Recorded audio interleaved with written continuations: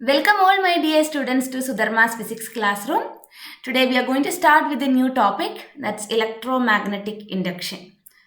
Till the previous classes we were discussing about the magnetic effect of electric current, where we understood when electric current passes through a conductor there will be a magnetic field produced around the conductor, right? And we understood the properties of magnetic field there, and what are the effects of this magnetic field, what are the uses of that magnetic field produced around the current carrying conductors.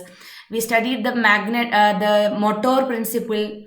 Many things we have studied. Now let's think, if electricity can produce magnetism, can magnetism produce electricity? Why don't we think that way, right? Just the reverse way. So if electricity can produce magnetism, can magnetism produce electricity? That is our question for today, and we are going to investigate on that. Okay, so let's start with two experiments here. So you can see two experiments where in the first experiment you can see a conductor AB moved in a magnetic field, and in another experiment you can see inside a coil a bar magnet is inserted into and out of the coil. So you can see something moving here, right? What is that? That's a galvanometer. So what is a galvanometer? Let's understand that first, then come back to this experiment. Okay, so galvanometer is a device used to understand the direction and magnitude of a small amount of current. Even if it is a small amount of current, it will show a deflection in the galvanometer. So it's a current detecting device. I have discussed this about this instrument while we were discussing the current electricity chapter.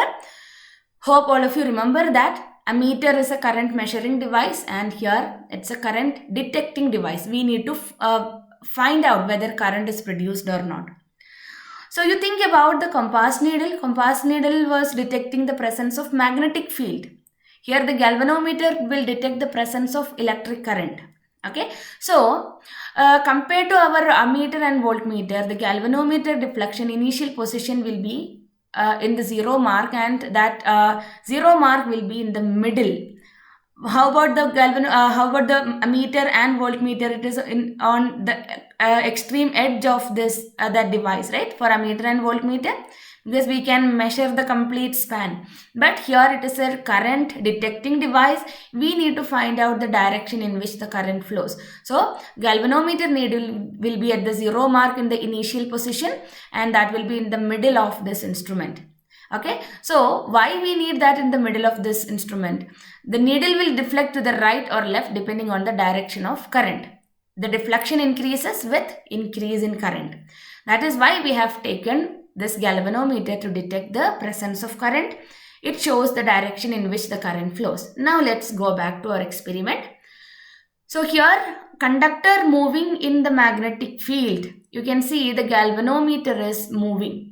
Galvanometer is deflecting. Galvanometer deflects means that there is some amount of current flowing in the circuit, right? Otherwise current will not flow. Just observe the diagram. Can you see any battery or a cell connected here? In all the electric circuit diagrams we have learned, we used to connect a battery or a cell so that current flows from positive to negative end of the battery. There was a potential provider, right? Potential difference was provided by the cell or the battery in all the circuit diagrams we have learned. But here when you observe, you cannot see, there is no battery here, right? In both the connections there is no battery, but the galvanometer is showing a deflection. How is that possible? There is a magnetic field and a conductor, right? A conductor is there, a galvanometer is there. So one thing we can notice here is when the conductor is moving up and down in the magnetic field in the first diagram, the galvanometer shows deflection and it goes to the left and right. That shows that the direction is changing. So when galvanometer shows a deflection, it shows that there is a current produced in the conductor. So how is that possible, right? That's a big question. Here again, the bar magnet is moved into and out of the coil. Still you can see the galvanometer is deflecting. So it goes left and right. That means the galvanometer is moving, changing the direction means that there is a change in direction of current. So by seeing these experiments, we can understand that electricity can be produced with the help of magnetic field. But what is the main thing we have to notice here? See, conductor is moving in the magnetic field. That is very, very important. The other way also it's possible. If you move the magnet and keep the conductor stationary, still there will be a current produced.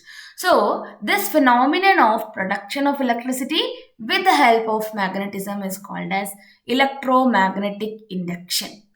Okay, electromagnetic induction. Michael Faraday was the first person to understand this phenomenon, and he has given a clear explanation for this phenomenon. He says that whenever there is a change in the magnetic flux associated with the conductor, there will be an induced EMF generated.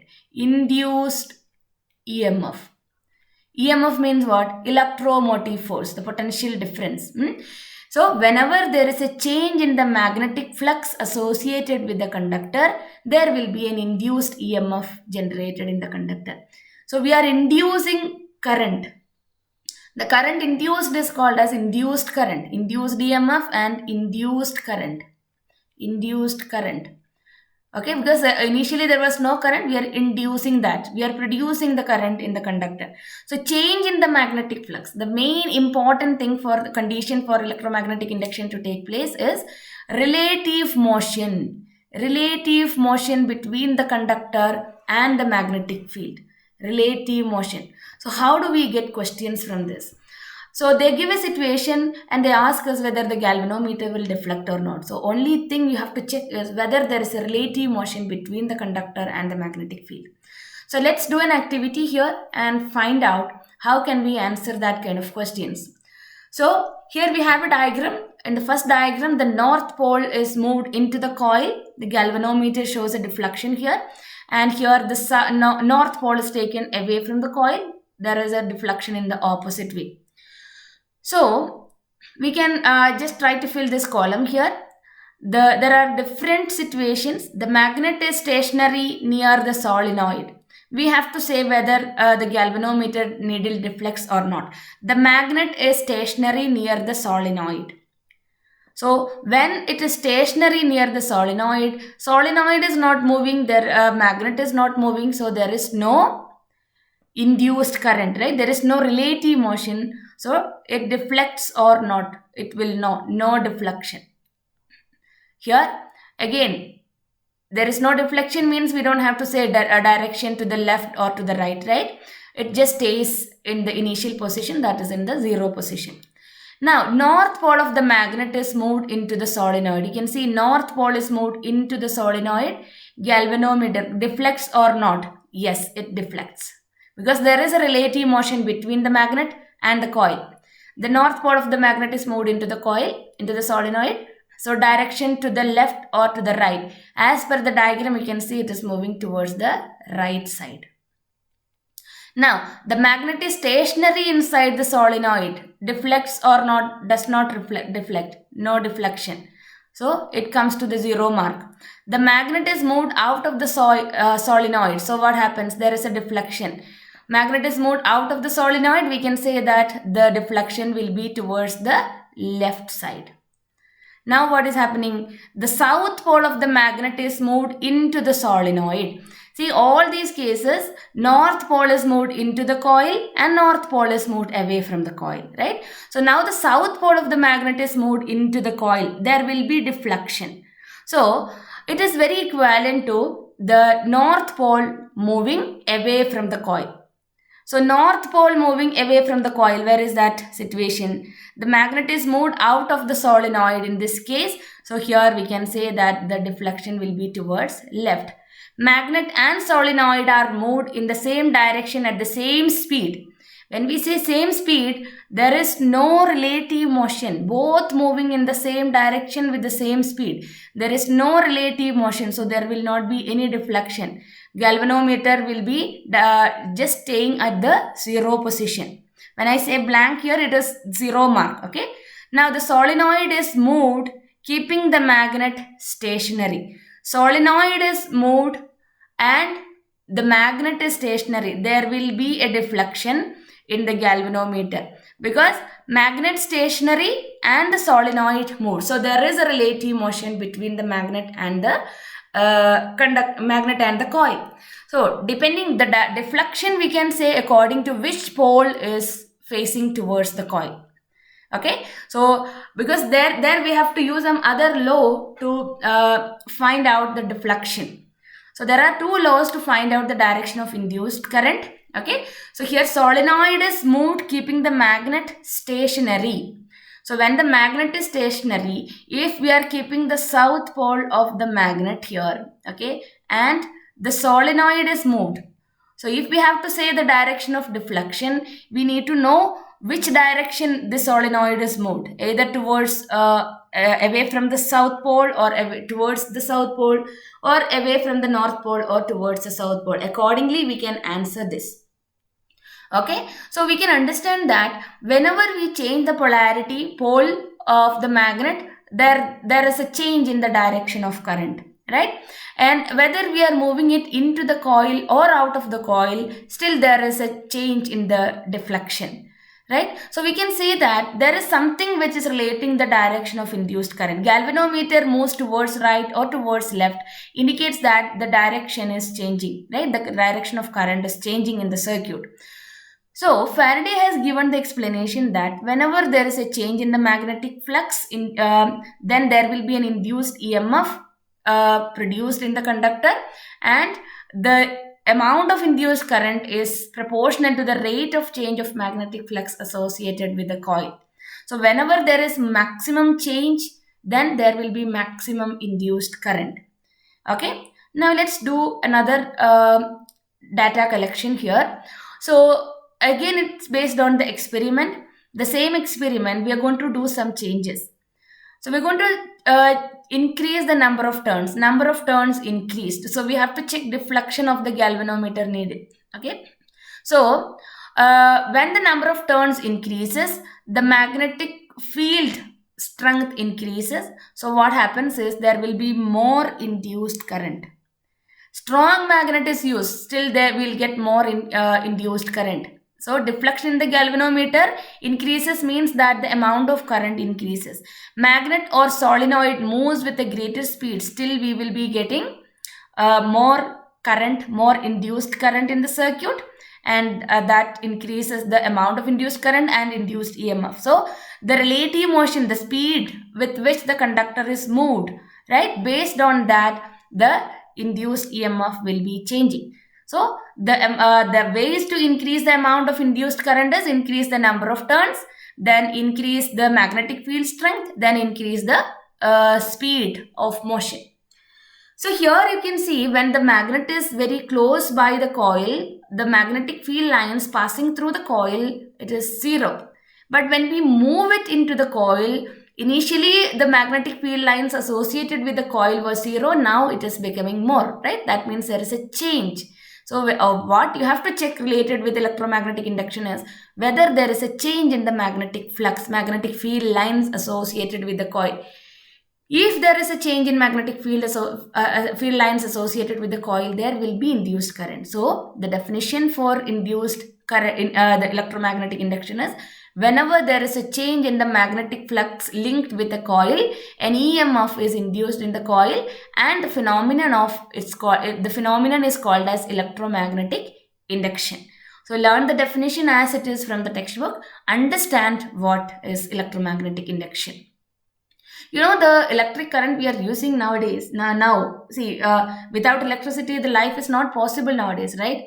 Do you know how this electricity is produced and based on what principle we are producing electricity? It's based on electromagnetic induction. Okay. So to find out the direction of induced current, I was just writing in the column the galvanometer will move towards right or towards left. Many of you might not have understood how we are able to write that, right? So no need to worry. We have Fleming's right hand rule to find out the direction of induced current. So the Fleming's right hand rule, hope you remember Fleming's left hand rule. We have used 3 fingers of our left hand. Now we are going to use the same 3 fingers of our right hand. So which all fingers were represented by the fingers, the physical quantities. We have to take imagine a conductor moving perpendicular to a magnetic field. Stretch the forefinger, middle finger and the thumb of the right hand in mutually perpendicular directions. If the forefinger represents the direction of magnetic field and the thumb represents the direction of motion of the conductor, then the middle finger represents the direction of induced current. I have given you some trick when I was teaching you the Fleming's left hand rule, right? So the thumb, forefinger and central finger. These were the fingers we have to use. Central finger.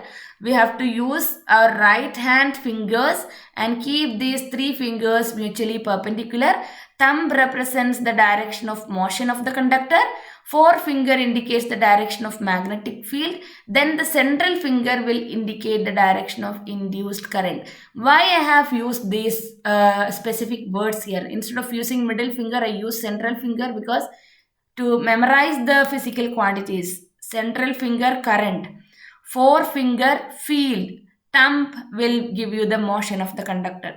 Okay, so this is a trick. So those who can remember without this trick, you can just remember that. Otherwise, if you are not getting the idea how to memorize the quantities, because we will get application level questions where we have to apply this Fleming's right hand rule. Okay, so make sure you are using your right hand. So thumb, forefinger and central finger are kept mutually perpendicular to each other in such a way that the thumb represents the motion of the conductor, forefinger represents the direction of magnetic field, then the direction in which the central finger points will give you the direction of induced current, because here it is induced current. We are inducing current. Okay, so that's about electromagnetic induction phenomenon. Now I have a challenge question for you. Here I have 2 coils, coil 1 and coil 2. So there is an insulating material, a cylindrical insulating material kept through this coil 1 and coil 2 so that it aligns in the same position. That means it will not move each other. And there is a conductor, there is a battery connected to the coil 1. So I'm saying this is insulating material. The cylindrical material is insulating. Otherwise, there is no meaning for doing this experiment, right? Definitely the current will go to the galvanometer. So this is insulating material. So there are 3 questions for you. What happens at the moment we switch on the circuit? When we say switch on the circuit, I mean the instant where I switch on the circuit. The instant when I switch off the circuit. And the question C is when continuous current flows through the circuit. So 3 questions are: what happens to the galvanometer when we switch on the circuit, when we switch off the circuit, and when continuous current flows through the circuit. So the answer should be whether the galvanometer deflects or not in all these 3 cases. If it moves, then in which direction? Okay, so that's your, you can say either towards right or left, or you can just compare it. That's not a problem. But I need to see how many of you are able to answer this question. This is a very important question. Those who understood what is the principle of electromagnetic induction and what are the conditions for electromagnetic induction will be able to answer this. So I expect your answers in the comment box, or on my mail ID you can send the answers. So mail ID is sudha.aju2005@gmail.com. So let's wind up today's class. Read the textbook, understand the concept. If you have any doubt, you can put it in the comment box. I will explain that in the next session. So in the coming class, we will be discussing about alternating current and AC generators. I asked you a question, how electricity is produced, right? The electricity we are using now, how is that produced? It's produced with the help of generators. Okay, so all those interesting factors just coming in the next session. Okay, so if you are watching this channel for the first time, please subscribe to the channel and click the bell icon for the latest updates. I'll be uploading the videos on a regular basis. Okay, so see you soon with alternating current and AC generator. Thank you for watching. Bye.